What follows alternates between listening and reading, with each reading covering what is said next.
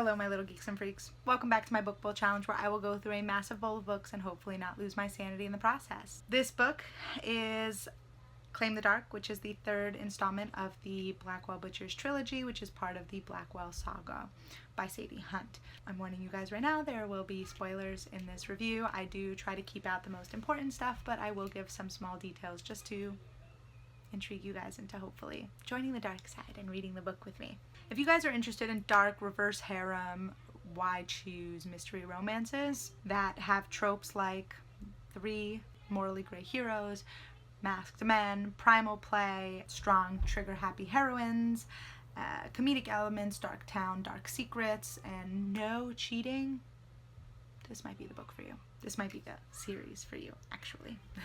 If you guys don't know already, I am a sucker for Sadie Hunt's books. I am such a little fangirl, and I have to say, like, I would probably read anything she writes at this point. So there will be a little bit of a bias when I give my review. You guys know I'm already going to recommend this book and this series and this saga to you guys to read because it's so worth it, in my opinion. Anyway, let's start the review, shall we? This book starts off in a pretty tense situation. Maeve is missing, the butchers are losing their minds, and they're definitely out for blood. Ethan is more unhinged by the minute. His men are blindly following them. Or are they?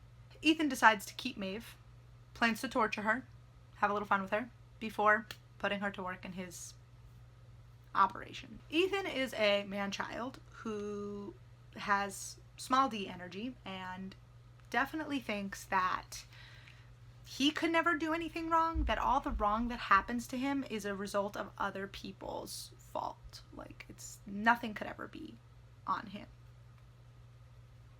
He's stupid, honestly, but that's beside the point. He's angry with the butchers, he's angry with Maeve, and he's failing to realize that he's the reason he's struggling right now. He sought Maeve out. Yes, she stalked him, but he could have just let it go. I mean, he's supposed to be famous. You know, he feels like women are so inferior, he should have just ignored it. But no. Little bitch baby had to cry his little bitch baby tears, and he fucked around, and he's finding out. His wee brain can't possibly think that he could have done anything wrong, and that this is just happening to him because of them. In his anger and desire to ruin them and get revenge and teach them a lesson, he takes Maeve. He knows that the worst thing for the butchers to lose is the girl that they love. And the worst thing for Maeve to be forced into is a life of working in his operations. Maeve is smart enough to fight the physically weaker guard and manipulate the mentally weaker guard. And in a way it works, but not completely. Meanwhile, the butchers, as expected, are going ballistic, searching for answers, tracking down information, and with the help of a friend, they are able to find where that little weasel took their girl. So they're on a little hunt of their own. While they're on their little hunt, Ethan decides to put Maeve through his own little hunt, the final hunt. Maeve puts up one hell of a fight, and she's really smart and quick on her feet to distract them and give herself more time to try and escape. And she is surprised to find her men when she thought she would never see them again, because according to Ethan, she was in a place that they shouldn't have been able to find her. So not only she survives, but she's free. Unfortunately, the little rat escapes, and he goes into hiding.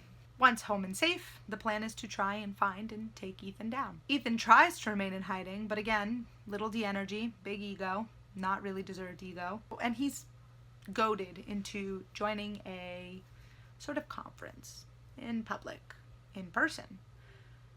The plan doesn't go exactly the way the butchers and Maeve hope it would, but they did not leave completely unsuccessful.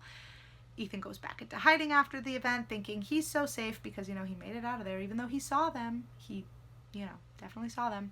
But something was taken from him, and to get the heat off of him and to try and save himself and keep himself in hiding and bide himself more time, he puts heat under the butchers' asses. Who could possibly be behind all the missing girls in Blackwell Falls? Maybe it's the butchers. The butchers are supposed to run to town. Maybe they did it. So now the cops have to do some investigating.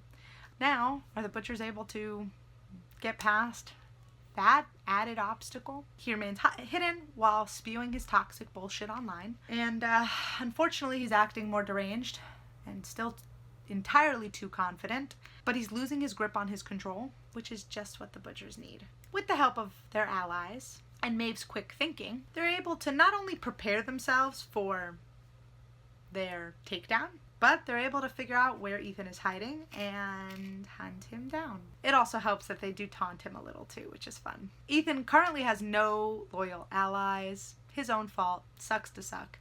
And he tries to buy some allies, which that never goes well, but he has to do what he has to do, I guess. And it's this situation that he finds himself in that allows the Butchers to not only capture Ethan, but give him the most satisfying, justifying punishment and ending that he deserves. I won't tell you how it happens, because I think it sent shivers down my spine. I still shiver thinking about it, and I think it was so satisfying, and I think that that's something that you guys should experience reading it yourselves. It leaves me very happy. This book definitely had great closure that I needed. My favorite scene in the book is more of a happy and silly scene, less of a spicy scene. That does happen sometimes, guys. I'm not, completely crazy. Maeve seems to be attracting strays to the loft. And a little cat ends up in their yard.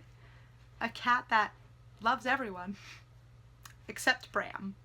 Hates Bram. The interactions actually make me laugh a lot, so I thoroughly enjoyed that. And it was good to have that little bit of humor to break apart all the sadness and the tension in the book, so that's why I love that. There's a lot of information that comes up in this series, and even though a lot of the questions are answered, there's still some things that you want to know. You can't answer everything throughout each series. It has to trickle throughout the saga, and I'm excited to see what trickles into the next series, so that excites me. As always, I strongly encourage anyone who is interested in this type of genre and these tropes to check this series out. And as always, I will recommend you start with Aventine University, then Blackwell Beasts, then Blackwell Bastards, and then Blackwell Butchers. I know that sounds like a lot. They are quick reads, and they are very enjoyable, so it would be worth it. I feel like if you don't read the previous series, you're going to be missing information. It's going to leave you a little confused. So I definitely recommend Aventine University to be your start. I can honestly say that I see myself rereading this series in the future when I'm not doing this book bowl and I can have some free time to just read what I want, because it is really worth it. I do want to buy the physical copies of this saga, so yay. Anyway, that's all I have for now. Let me know what you think, and if you decide to read this book, comment it below. Like the video, subscribe to my channel if you haven't already to show your support, and hit the notification bell to be informed every time I post a new video. I appreciate you guys for watching, and I'll see you all next time.